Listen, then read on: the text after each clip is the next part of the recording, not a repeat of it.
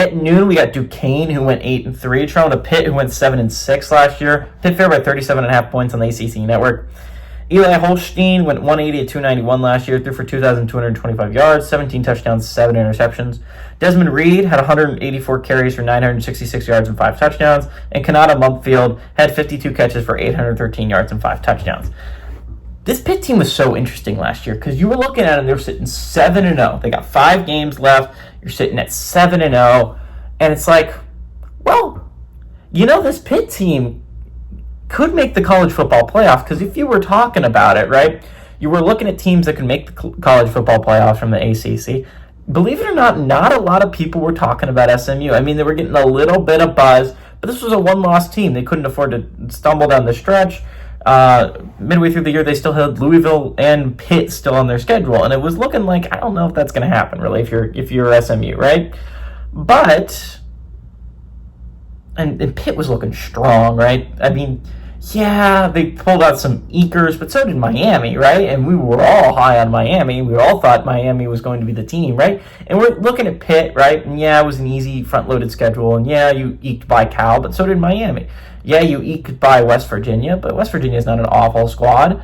Yeah, you eked by Cincinnati, but Cincinnati was starting to play really well. And it was just like, well, yeah, they eked by some teams, but like, they're still 7-0, right? Like, and if you're talking about teams that can make the college football playoff, you were talking about a lot of Miami and a lot of Pitt. I think were the two teams that I think a lot of people were mentioning in the ACC, especially when Clemson took that second loss against Louisville, right? The second loss against Louisville was a killer for Clemson because it looked like there was no coming back from that, right? It looked like your at-large shots were likely shot. You would have to go undefeated down the stretch to really have a shot, and making it a berth, and even then 10-2 is a crapshoot to see if they let you in.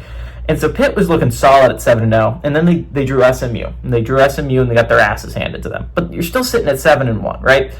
It doesn't leave a lot of wiggle room down the stretch, considering an ACC team, and 10-2 might not be enough to get into the college football playoff, as Miami once will learn.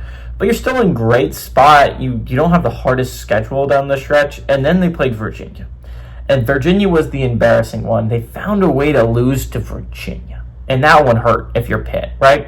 It's a game you couldn't drop. That puts you second loss. Still, you could find a way. And then they lost to Clemson. And the Clemson one was a heartbreaker. Clemson one was the one that they could have had on the road against one of the teams that you hate if you're a Pitt. And then they lost another, and then they lost another, and they went to a bowl game and lost in many overtimes to Toledo, and just not how you wanted your year to end if you're Pitt. But they bring back Holstein, they bring back Reed, and the question is, can they find the ways to win down the stretch? Right? They started the season so strong and just faltered and fell apart down the stretch. And a season that looked like was going very well for Pitt and could have been a possible college football playoff berth. And so Pitt fans had their expectations very low to start the season. They got very high, and then they just ended up like, oh yeah, this would have. If you told them at the beginning of the season you're going to go 7-6, I think a lot of Pitt fans were going to get to take that. You're going to go 7-5 in the regular season. But the fact that you started 7-0 and then lost 6 straight, I think, is what left a lot of sour taste in a lot of Pitt fans' mouth. That being said, I think Pitt is going to start the season as a strong one. It's, again, they bring back Holstein, they bring back Reed. Those are two of your bigger pieces from last year. I understand they both kind of fell apart as the year went on, but they're both very solid pieces. They're both going to be big pieces for this Pitt Panthers team moving forward. I like Pitt. I think I like them to start strong. Give me Pitt to win and cover at home.